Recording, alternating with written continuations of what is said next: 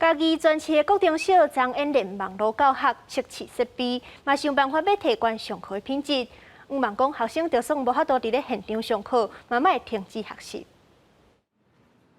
老师伫线顶来上课，家己是政府利用拜六休困的时间，针对市内所有国中小举办线顶教学演练，替疫情可能会停课的状况做准备。 早上开始在试练的时候，我们发觉网络上面有点比较缓慢，但是后续治安同仁这边已经做好了及时的协助与克服，就能够再让后面的上线都能够非常的顺利。这个演练除了想要了解目前家长甲学生伫硬体设备使用方面的问题，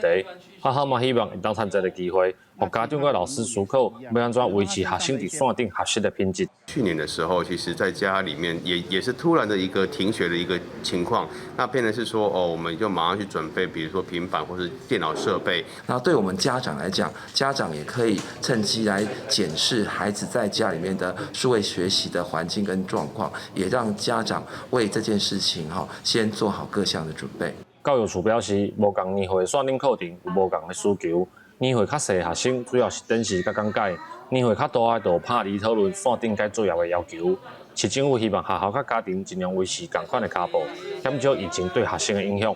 记者李慧婷家己报道。